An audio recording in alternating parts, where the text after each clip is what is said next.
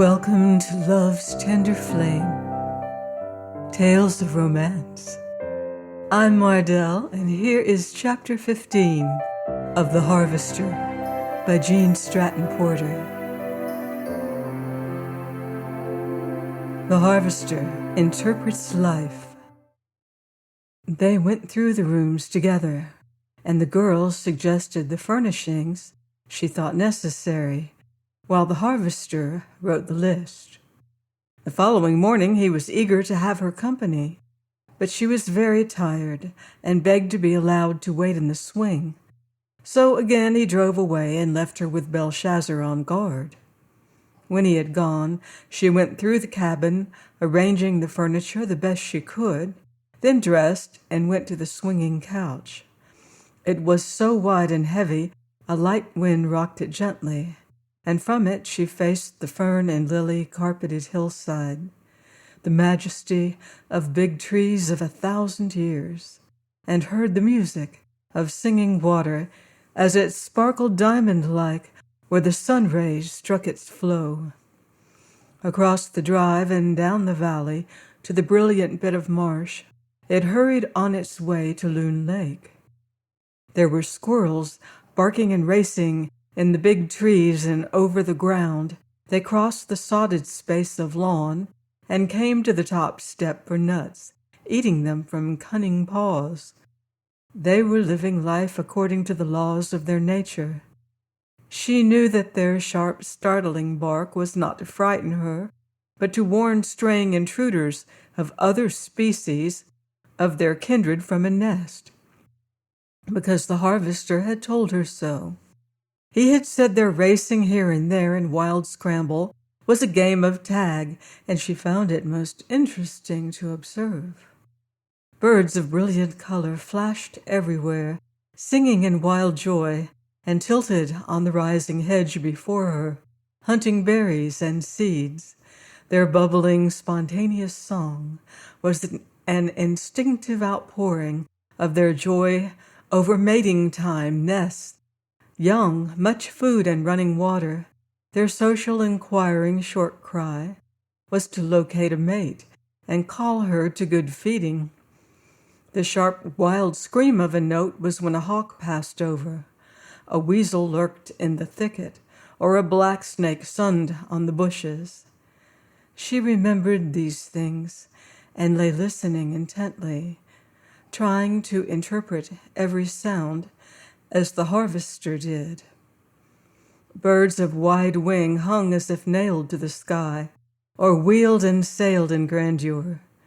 They were searching the landscape below to locate a hare or snake in the waving grass, or carrion in the fields.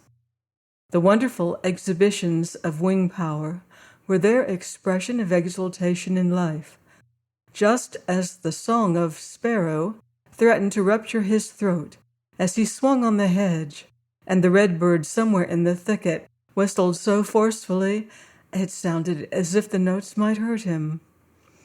On the lake, bass splashed in a game with each other.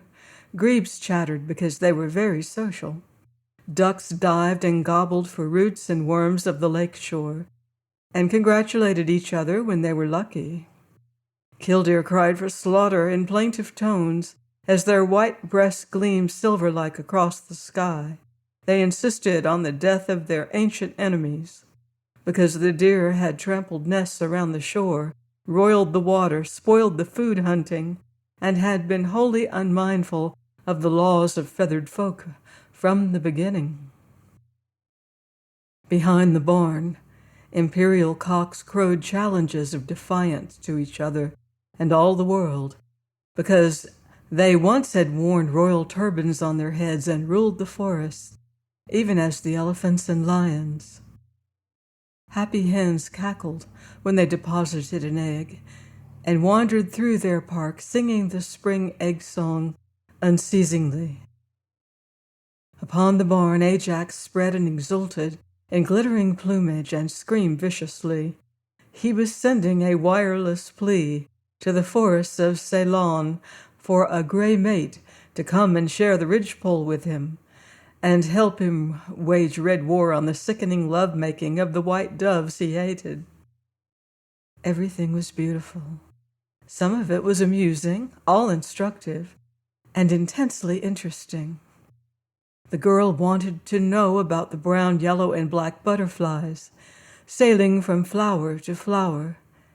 She watched big black and gold bees come from the forest for pollen and listened to their monotonous bumbling. Her first hummingbird poised in air and sipped nectar before her astonished eyes. It was marvelous, but more wonderful to the girl than anything she saw or heard was the fact that, because of the harvester's teachings, she now could trace through all of it the ordained processes of the evolution of life. Everything was right in its way, all necessary to human welfare, and so there was nothing to fear, but marvels to learn and pictures to appreciate. She would have taken Belshazzar and gone out, but the harvester had exacted a promise that she would not. The fact was, he could see that she was coming gradually to a sane and natural view of life and living things, and he did not want some sound or creature to frighten her and spoil what he had accomplished. So she swayed in the swing and watched, and tried to interpret sights and sounds as he did. Before an hour she realized that she was coming speedily into sympathy with the wildlife around her, for instead of shivering and shrinking at unaccustomed sounds, she was listening especially for them and trying to arrive at a sane version. Instead of the senseless roar of commerce, manufacture, and life of a city, she was beginning to appreciate sounds that varied and carried the song of life in unceasing measure and absorbing meaning, while she was more than thankful for the fresh, pure air and the blessed, God-given light. It seemed to the girl that there was enough sunshine at Medicine Woods to furnish rays of gold for the whole world. "Belle," she said to the dog standing beside her, "it's a shame to separate you from the medicine man and pen you here with me. It's a wonder you don't bite off my head and run away to find him. He's gone to bring more things to make life beautiful." I wanted to go with him, but oh, Belle, there's something dreadfully wrong with me. I was afraid I'd fall on the streets and frighten and shame him. I'm so weak. I can scarcely walk straight across one of these big, cool rooms that he has built for me. He can make everything beautiful, Belle. A home, rooms, clothing, grounds, and life. Above everything else, he can make life beautiful. He's so splendid and wonderful with his wide understanding and sane interpretation and godlike sympathy and patience. Why, Belshazzar, he can do the greatest thing in all the world. He can make you forget that the grave annihilates your dear ones by hideous processes and set you to thinking instead that they come back to you in whispering leaves and flower perfumes. If I didn't owe him so much that I ought to pay, if this wasn't so alluringly beautiful, I'd like to go to the oak and lie beside those dear women resting there, and give my tired body to furnish sap for strength and leaves for music. He can take its bitterest sting from death, Belle, and that's the most wonderful thing in life, Belle. Her voice became silent. Her eyes closed. The dog stretched himself beside her on guard, and it was so the harvester found them when he drove home from the city. He heaped his load in the dining room, stabled Betsy, carried the things he had brought where he thought they belonged, and prepared food. When she awakened, she came to him. "How's it going, girl?" asked the harvester. "I can't tell you how lovely it has been." Do you really mean that your heart is warming a little to things here? Indeed I do. I can't tell you what a morning I've had. There have been such myriad things to see and hear. Oh, Harvester, can you ever teach me what all of it means? I can, right now, said the harvester promptly. It means two things, so simple any little child can understand. The love of God and the evolution of life. I'm not precisely clear as to what I mean when I say God. I don't know whether it is spirit, matter, or force. It is that big thing that brings forth worlds, establishes their orbits, gives us heat, light, food, and water. To me, that is God and His love. Just that we are given birth, sheltered, provisioned, and endowed for our work. Evolution is the natural consequence of this. It is the plan, steadily unfolding. If I were you, I wouldn't bother my head over these questions. They never have been scientifically explained to the beginning. I doubt if they ever will be, because they start with the origin of matter, and that is too far beyond man for him to penetrate. Just enjoy to the depths of your soul. That's worship. Be thankful for everything. That's praising God as the birds praise Him. And do unto others, or that's all there is of love and religion combined in one fell swoop. You should go before the world and tell everyone that. No, it isn't my vocation, said the harvester. My work is to provide painkiller. And I don't believe, Ruth, there is any one on the footstool who's doing a better job along that line. I am boastfully proud of it. Just of sending in the packages that kill fever, refresh poor blood, and strengthen weak hearts. Unadulterated, honest weight, fresh and scrupulously clean. My neighbors have a different name for it. I call it a man's work. Everyone who understands must, said the girl. I wish I could help at that. I feel as if it would do more to wipe out the pain I've suffered and seen her endure than anything else. Man, when I grow strong enough, I want to help you. I believe that I'm going to love it here. Don't ever suppress your feelings, Ruth, hastily cried the harvester. It will be very bad for you. You will become wrought up and head up, as Granny Moreland says. It will make you very ill. When we drive the fever from your blood, the ache from your bones, the poison of wrong conditions from your soul, and good healthy red corpuscles begin pumping through your little heart like a windmill, you can stake your life you're going to love it here. And the location and work are not all you're going to care for either, honey. Now, just wait. That was not nominated in the bond. I'm allowed to talk. I never agreed not to say things. What I promised was not to do them. So, as I said, honey, sit at this table and eat the food I've cooked, and by that time the furniture van will be here, and the men will unload, and you shall reign on a throne and tell me where and how. Oh, if only I were stronger, David. You are, said the harvester. You are much better than you were yesterday. You can talk, and that's all that's necessary. The rooms are ready for furniture. The men will carry it where you want it. A decorator is coming to hang the curtains. By night we will be settled. You can lie on the swing while I read to you a story so wonderful that the wildest fairy tale you ever heard never touched it. What will it be, David? Eat all the red raspberries and cream, bread and butter, and drink all the milk you can. There's blood, beefsteak, and bones in it. As I was saying, you have come here a stranger to a strange land. The first thing is for you to understand and love the woods. Before you can do that, you should master the history of one tree, just the same as you must learn to know and love me before your childlike trust in all mankind returns again. Understand? Well, the fates knew you were on the way, coming trembling down the brink, Ruth, so they put it into the heart of a great man to write largely of a wonderful tree, especially for your benefit. After it had fallen, he took it apart, split it in sections, and year by year spread out history for all the world to read. It made a classic story filled with unsurpassed wonders. It was a pine of 1,000 years, close to the age of our mother tree, Ruth.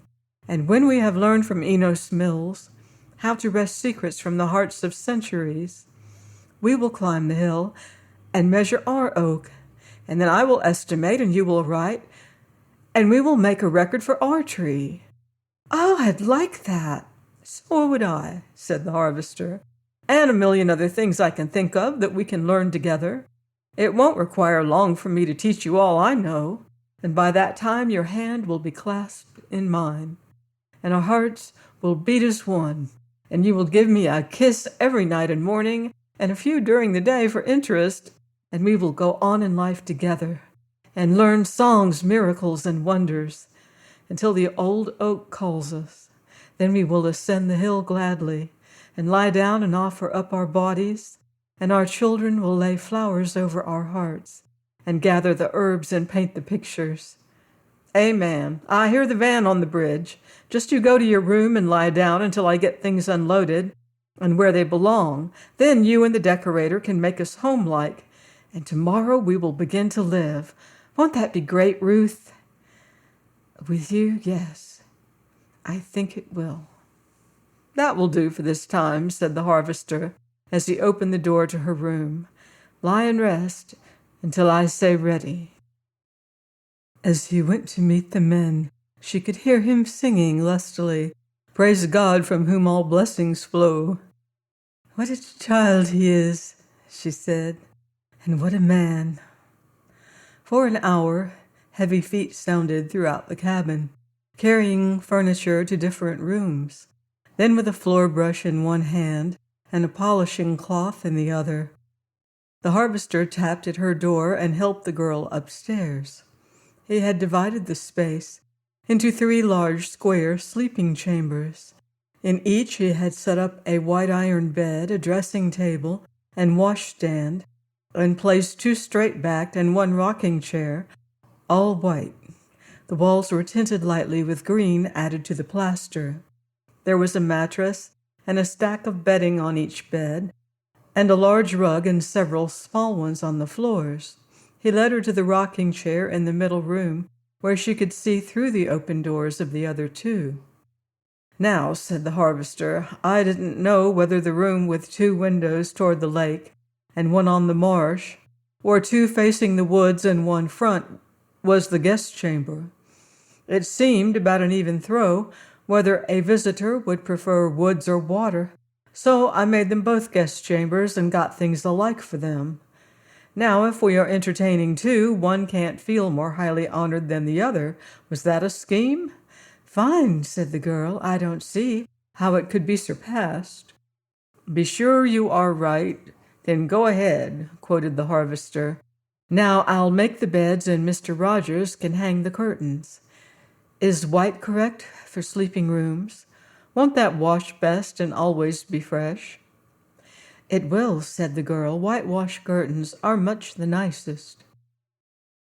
"Make them short, Mr. Rogers. Keep them off the floor," advised the harvester, "and simple. Don't arrange anything elaborate that will tire a woman to keep in order. Whack them off the right length and pin them to the poles." "How about that, Mrs. Langston?" asked the decorator. "I am quite sure that is the very best thing to do," said the girl, and the curtains were hung while the mattress was placed.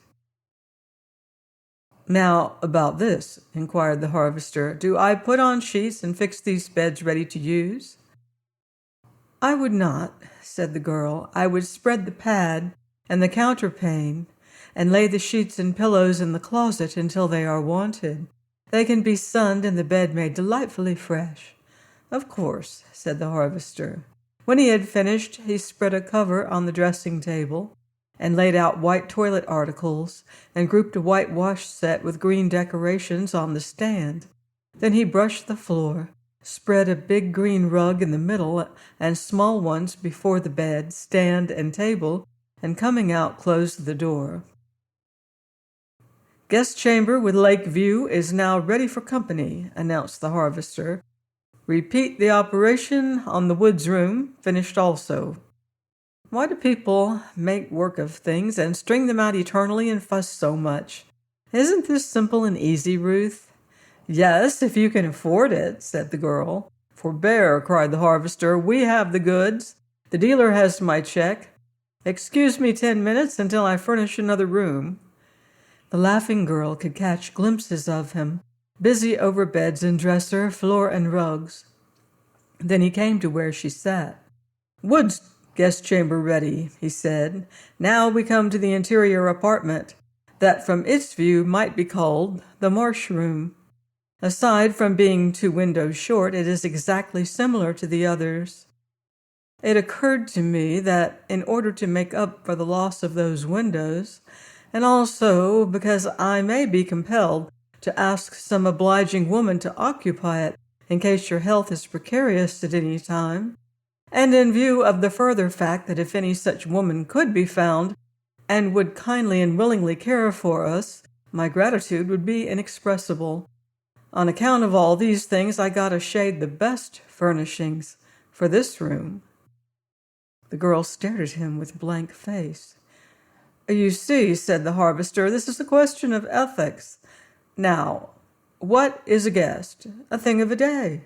A person who disturbs your routine and interferes with important concerns. Why should anyone be grateful for company? Why should time and money be lavished on visitors? They come, you overwork yourself, they go, you are glad of it.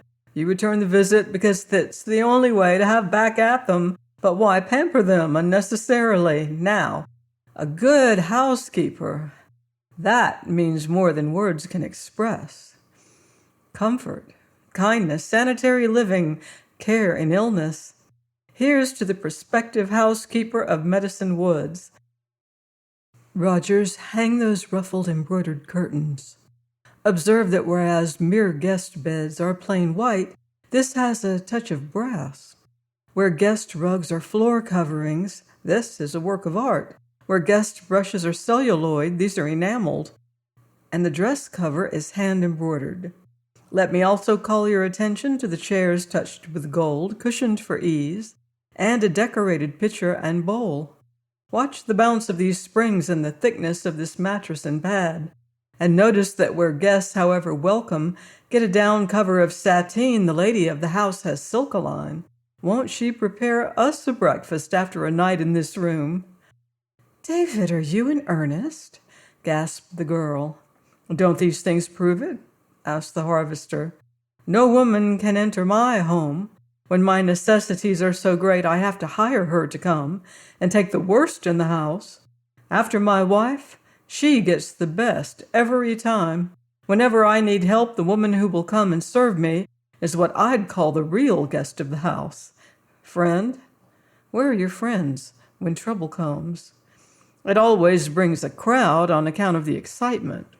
And there is noise and racing, but if your soul is saved alive, it is by a steady, trained hand you pay to help you.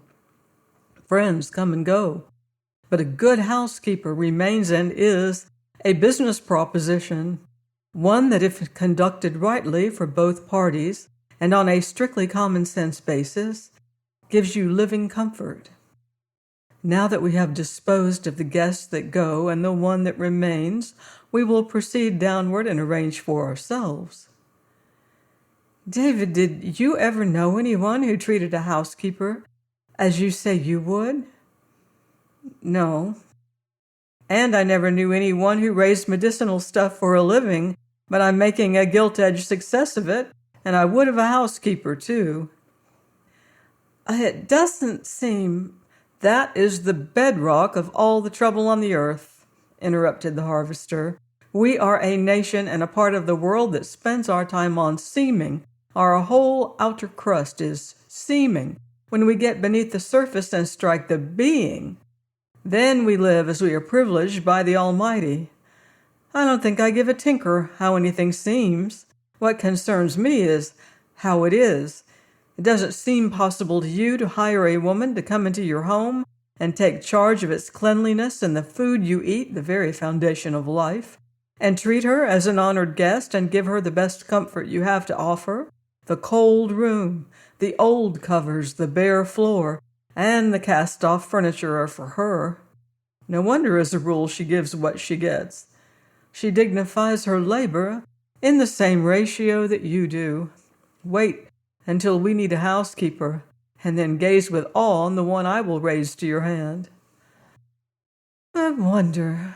Don't, it's wearing. Now come tell me how to make our living room less bare than it appears at present. They went downstairs together, followed by the decorator, and began work on the room. The girl was placed on a couch and made comfortable, and then the harvester looked around. That bundle there, Rogers, is the curtains we bought for this room. If you and my wife think they are not right, we will not hang them. The decorator opened the package and took out curtains of tan-colored goods with a border of blue and brown.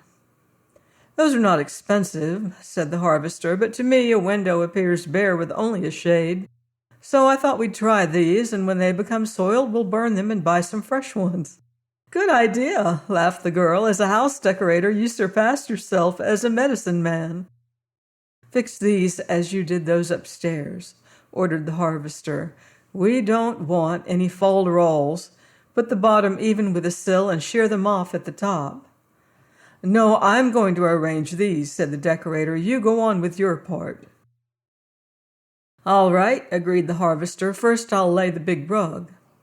He cleared the floor, spread a large rug with a rich brown center and a wide blue border. Smaller ones of similar design and color were placed before each of the doors leading from the room. Now for the hearth, said the harvester. I got this tan goat skin. Doesn't that look fairly well? It certainly did, and the girl and the decorator hastened to say so. The harvester replaced the table and chairs, then sat on the couch at the girl's feet. I call this almost finished, he remarked. All we need now is a bouquet and something on the walls, and that is serious business. What goes on them usually remains for a long time, and so it should be selected with care. Ruth, have you a picture of your mother? None since she was my mother. I have some lovely girl photographs. Good, cried the harvester, exactly the thing. I have a picture of my mother when she was a pretty girl. We will select the best of yours and have them enlarged, in those beautiful brown prints they make in these days, and we'll frame one for each side of the mantel. After that, you can decorate the other walls as you see things you want. 15 minutes gone, we're ready to take up the line of march to the dining room. Oh, I forgot my pillows. Now here are half a dozen, tan, brown, and blue for this room. Ruth, you arrange them. The girl heaped 4 on the couch, stood one beside the hearth, and laid another in a big chair. Now I don't know what you will think of this, said the harvester. I found it in a magazine at the library. I copied this whole room. The plan was to have the floor, furniture, and casings of golden oak, and the walls pale green. Then it said, get yellow curtains bordered with green, and a green rug with yellow figures, so I got them. I had green leather cushions made for the window seats, and these pillows go on them. Hang the saffron curtains, Rogers, and we will finish in good shape for dinner by 6. Oh, by the way, Ruth, when will you select your dishes? It will take a big set to fill all these shelves, and you shall have exactly what you want. I can use those you have very well. Oh, no, you can't, cried the harvester. I may live and work in the woods, but I'm not so benighted that I don't own and read the best books and magazines and subscribe for a few papers. I patronize the library and see what is in the stores. My money will buy just as much as any man's if I do wear khaki trousers. Kindly notice the word. Save in deference to your ladyship, I probably would have said pants. You see how elite I can be if I try. And it not only extends to my wardrobe, to a yaller and green dining room, but it takes in the chiny as well. I've looked up that too. Now you want china, cut glass, silver cutlery, and linen. Yea, you needn't think I don't know anything but how to dig in the dirt. I've been studying this especially, and I know exactly what to get. "Come here," said the girl, making a place for him beside her. "Now, let me tell you what I think. We are going to live in the woods, and our home is a log cabin, with acetylene lights, a furnace, baths, and hot and cold water," interpolated the harvester. The girl and the decorator laughed. "Anyway," said she, "if you're going to let me have what I would like, I'd prefer a set of tulip yellow dishes with the little Dutch figures on them. I don't know what they cost, but certainly they're not so expensive as cut glass and china. Is that earnest, or is it because you think I'm spending too much money? It is what I want. Everything else is different. Why should we have dishes like city folk?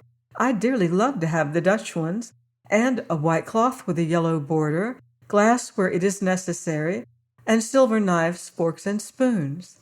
"That would be great, all right," endorsed the decorator.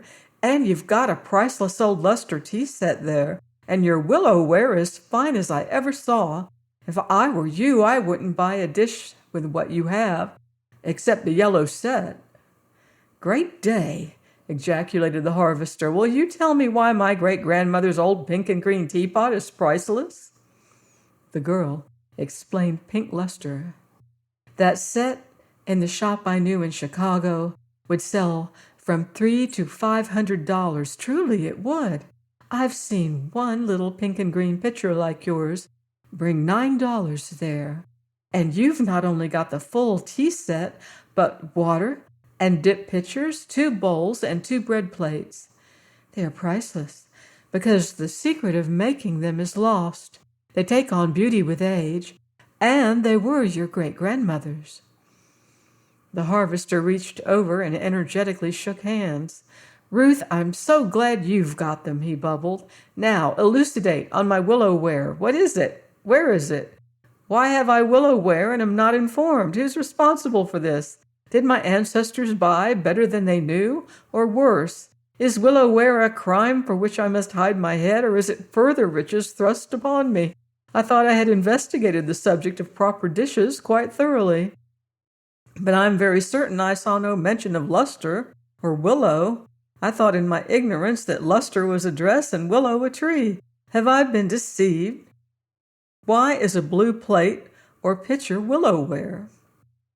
"Bring that platter from the mantel," ordered the girl, "and I will show you." The harvester obeyed and followed the finger that traced the design. "That's a healthy willow tree," he commented. "If Loon Lake couldn't go ahead of that, it should be drained. And will you please tell me why this precious platter, from which I have eaten much stewed chicken, fried ham, and in youthful days sopped the gravy, will you tell me why this relic of my ancestors is called a willow plate, when there are a majority of orange trees so extremely fruitful they have neglected to grow a leaf? Why is it not an orange plate? Look at that boat, and in plain sight of it 2 pagodas, a summer house, a water sweep, and a pair of corpulent swallows. You would have me believe that a couple are eloping in broad daylight." "Perhaps it's night, and those birds are doves." "Never!" cried the harvester. "There's a total absence of shadows. There is no moon. Each orange tree is conveniently split in halves, so you can see to count the fruit accurately. The birds are in flight. Only a swallow or a stork can fly in decorations either by day or by night. And for any sake, look at that elopement. He goes ahead carrying a cane. She comes behind lugging the baggage. Another man with a cane brings up the rear. They're not running away. They've been married 10 years at least. In a proper elopement, they forget there are such things as jewels, and they always carry each other. I've often looked up the statistics, and it's the only authorized version. As I regard this treasure, I grow faint when I remember with what unnecessary force my father bore down when he carved the ham. I'll bet a cookie he split the orange trees. Now me, I'll never dare touch a knife to it again. I'll always carve the meat on the broiler and gently lift it to this platter with a fork. Or am I not to be allowed to dine from my ancestral treasure again?" "Not in a green and yellow room," laughed the girl. "I'll tell you what I think. If I had a tea table to match the living room furniture, and it sat beside the hearth, and on it a chafing dish to cook in, and the willow ware to eat from, we could have little tea parties in there when we aren't very hungry or to treat a visitor. It would help make that room homey, and it's wonderful how they harmonize with the other things. "How much willow ware have I got to bestow on you?" inquired the harvester. "Suppose you show me all of it. A guilty feeling arises in my breast, and I fear me I have committed high crimes." "Oh, man, you didn't break or lose any of those dishes, did you?" "Show me," insisted the harvester. The girl arose, and going to the cupboard he had designed for her china, she opened it and set before him a teapot, cream pitcher, 2 plates, a bowl, a pitcher, the meat platter, and a sugar bowl. "If there were all of the cups, saucers, and plates, I know where they would bring $500, she said. "Ruth, are you getting even with me for poking fun at them? Or are you in earnest?" asked the harvester. "I mean every word of it." "You really want a small black walnut table made especially for those old dishes?" "Oh, not if you're too busy. I could use it with beautiful effect and much pleasure, and I can't tell you how proud I'd be of them." The harvester's face flushed. "Excuse me," he said, rising. "I have now finished furnishing a house. I will go and take a peep at the engine." He went into the kitchen, and hearing the rattle of dishes, the girl followed. She stepped in just in time to see him hastily slide something into his pocket. He picked up 6 old white plates and saucers and several cups and started toward the evaporator. He heard her coming. "Look here, honey," he said, turning. "You don't want to see the dry house just now. I have terrific heat to do some rapid work. I won't be gone but a few minutes. You better boss the decorator." "I'm afraid that wasn't very diplomatic," he muttered. It savored a little of being sent back. But if what she says is right, and she should know if they handle such stuff at that art store, she will feel considerably better not to see this. He set his load at the door, drew an old blue saucer from his pocket, and made a careful examination. He pulled some leaves from a bush and pushed a greasy cloth out of the saucer, wiped it the best he could, and held it to light. "That is a crime," he commented. "Saucer from your maternal ancestors' tea set, used for a grease dish. I'm afraid I'd better sink it in the lake. She'd feel worse to see it than never to know. Wish I could clean off the grease. I could do better if it was hot. I can set it on the engine." The harvester placed the saucer on the engine, entered the dry house, and closed the door. In the stifling air, he began pouring seed from big, beautiful willow plates to the old white ones. "About the time I've ruined you," he said to a white plate, "someone will pop up and discover that the art of making you is lost, and you are priceless, and I'll have been guilty of another blunder." "Now there are the dishes Mother got with baking powder. She thought they were grand.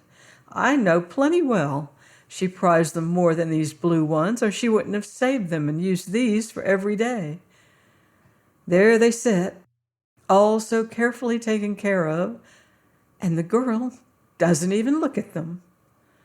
Thank heaven there are the 4 remaining plates all right anyway. Now I've got seed in some of the saucers. One is there. Where on earth is the last one? And where, oh unkind fates, are the cups?" He found more saucers and set them with the plates. As he passed the engine, he noticed the saucer on it was bubbling grease, literally exuding it from the particles of clay. "Hooray!" cried the harvester. He took it up, but it was so hot he dropped it. With a deft sweep, he caught it in air and shoved it on a tray. Then he danced and blew on his burned hand. Snatching out his handkerchief, he rubbed off all the grease and imagined the saucer was brighter. "If a little is good, more is better," quoted the harvester. Wadding the handkerchief, he returned the saucer to the engine. Then he slipped out, dripping perspiration, glanced toward the cabin, and ran into the workroom. The first object he saw was a willow cup half full of red paint, stuck and dried as if to remain forever. He took his knife and tried to whittle it off, but noticing that he was scratching the cup, he filled it with turpentine, set it under a workbench, turned a tin pan over it, and covered it with shavings. A few steps farther brought one in sight filled with carpet tacks. He searched everywhere but could find no more. So he went to the laboratory. Beside his wash bowl at the door stood the last willow saucer. He had used it for years as a soap dish. He scraped the contents on the bench and filled the dish with water. 4 cups held medicinal seeds and were in good condition. He lacked one, although he could not remember of ever having broken it. Gathering his collection, he returned to the dry house to see how the saucer was coming on. Again it was bubbling, and he polished off the grease and set back the dish. It certainly was growing better. He carried his treasures into the workroom and went to the barn to feed. As he was leaving the stable, he uttered a joyous exclamation and snatched from a windowsill a willow cup, gummed and smeared with harness oil. "The full set, by hokey," marveled the harvester. "Say, Betsy, the only name for this is luck. Now, if I only can clean them, I'll be ready to make her tea table, whatever that is. May I hope she will stay away until I get these in better shape." He filled the last cup with turpentine, set it with the other under the workbench, stacked the remaining pieces, polished the saucer he was baking, and went to bring a dishpan and towel. He drew some water from the pipes of the evaporator, put in the soap, and carried it to the workroom. There he carefully washed and wiped all the pieces, save 2 cups and 1 saucer. He did not know how long it would require to bake the grease from that, but he was sure it was improving. He thought he could clean the paint cup, but he imagined the harness oil one would require baking also. As he stood busily working over the dishes, with light step the girl came to the door. She took one long look and understood. She turned and swiftly went back to the cabin, but her shoulders were shaking. Presently the harvester came in and explained that after finishing in the dry house he had gone to do the feeding. Then he suggested that before it grew dark they should go through the rooms and see how they appeared, and gather the flowers the girl wanted. So together they decided everything was clean, comfortable, and harmonized. Then they went to the hillside sloping to the lake. For the dining room the girl wanted yellow water lilies. So the harvester brought his old boat and gathered enough to fill the green bowl. For the living room she used wild ragged robin in the blue bowl, and on one end of the mantel set a pitcher of saffron, and on the other arrowhead lilies. For her room she selected big blushy mallows that grew all along Singing Water and around the lake. "Isn't that slightly peculiar?" questioned the harvester. "Take a peep," said the girl, opening her door. She had spread the pink coverlet on her couch, and when she set the big pink bowl filled with mallows on the table, the effect was exquisite. "I think perhaps that's a little Frenchy," she said, "and you may have to be educated to it, but salmon pink and buttercup yellow are colors I love in combination." She closed the door and went to find something to eat, and then to the swing where she liked to rest, look, and listen. The harvester suggested reading to her, but she shook her head. "Wait until winter," she said, "when the days are longer and cold, and the snow buries everything, and then read. Now tell me about my hedge and the things you've planted in it." The harvester went out and collected a bunch of twigs. He handed her a big, evenly proportioned leaf of ovate shape and explained, "This is burning bush, so called because it has pink berries that hang from long, graceful stems all winter, and when fully open they expose a flame-red seed pod. It was for this color on gray and white days that I planted it. In the woods I grow it in thickets. The root bark brings 20 cents a pound at the very least. It is good fever medicine." "Is it poison?" "No. I didn't set anything acutely poisonous in your hedge. I wanted it to be a mass of bloom you were free to cut for the cabin all spring, an attraction to birds in summer and bright with color in winter. To draw the feathered tribe, I planted alder, wild cherry, and grapevines. This is cherry. The bark is almost as beautiful as birch. I raise it for tonics, and the birds love the cherries. This fern-like leaf is from mountain ash, and when it attains a few years' growth, it will flame with color all winter in big clusters of scarlet berries. That I grow in the woods is a picture in snow time, and the bark is one of my standard articles." The girl raised on her elbow and looked at the hedge. "I see it," she said. "The berries are green now. I suppose they change color as they ripen." "Yes," said the harvester, "and you must not confuse them with sumac. The leaves are somewhat similar, but the heads differ in color and shape. The sumac and buckeye you must not touch until we learn what they will do to you. To some they are slightly poisonous, to others not. I couldn't help putting in a few buckeyes on account of the big buds in early spring. You will like the color if you are fond of pink and yellow in combination, and the red-brown nuts and grayish-yellow prickly hulls. And the leaf clusters are beautiful, but you must use care. I put in witch hazel for variety, and I like its appearance. It's mighty good medicine, too, so is spicebrush, and it has leaves that color brightly and red berries. These selections were all made for a purpose. Now here is wafer ash. It is for music, as well as medicine. I have invoked all good fairies to come and dwell in this hedge, and so I had to provide an orchestra for their dances. This tree grows 100 tiny castanets in a bunch, and when they ripen and become dry, the wind shakes fine music from them. Yes, they are medicine. That is, the bark of the roots is. Almost without exception, everything here has medicinal properties. The tulip poplar will bear you the loveliest flowers of all, and its root bark taken in winter makes a good fever remedy.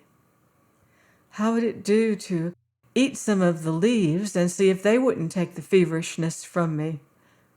"It wouldn't do at all," said the harvester. "We are well enough fixed to allow Doc to come now, and he is the one to allay the fever."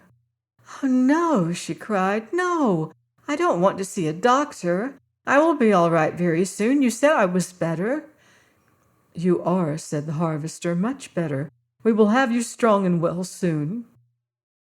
You should have come in time for a dose of sassafras.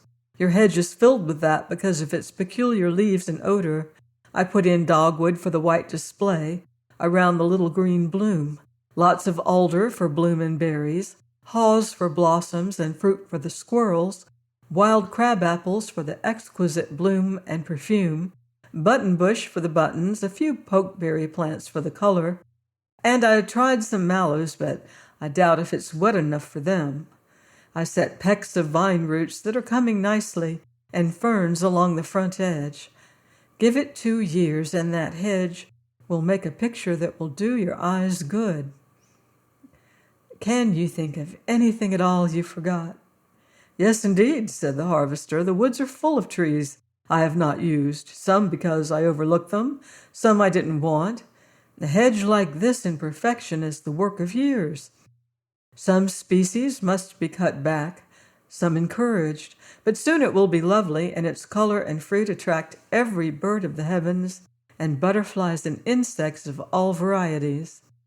I set several common cherry trees for the robins, and some blackberry and raspberry vines for the orioles. The bloom is pretty, and the birds you'll have will be a treat to see and hear.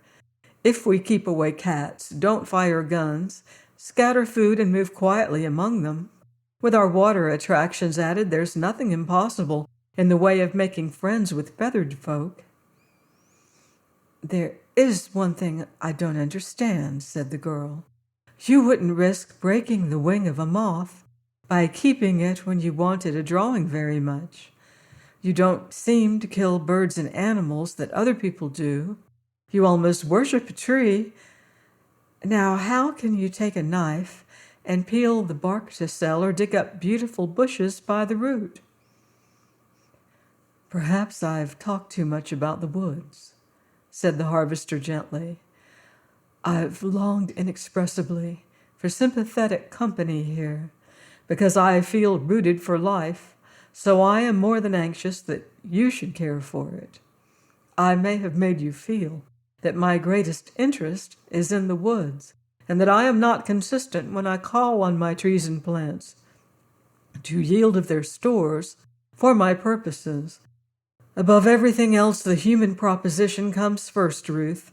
I do love my trees, bushes, and flowers, because they keep me at the fountain of life and teach me lessons no book ever hints at. But above everything come my fellow men. All I do is for them.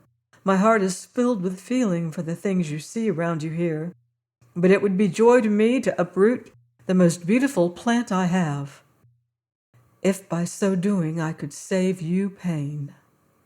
Other men have wives they love as well, little children they have fathered, big bodies useful to the world that are sometimes crippled with disease. There is nothing I would not give to allay the pain of humanity. It is not inconsistent to offer any growing thing you soon can replace to cure suffering. Get that idea out of your head. You said you could worship at the shrine of the pokeberry bed. You feel holier before the arrowhead lilies. Your face takes on an appearance of reverence when you see pink mallow blooms. Which of them would you have hesitated a second in uprooting if you could have offered it to subdue fever or pain in the body of the little mother you loved?" "Oh, I see," cried the girl. "Like everything else, you make this different. You worship all this beauty and grace wrought by your hands, but you carry your treasure to the marketplace for the good of suffering humanity. Oh, man, I love the work you do." "Good," cried the harvester, "good. And Ruth, girl, while you are about it, see if you can't combine the man and his occupation a little." Join me next week on Love's Tender Flame for more romance in The Harvester by Jean Stratton Porter. Until then, love deeply and live beautifully.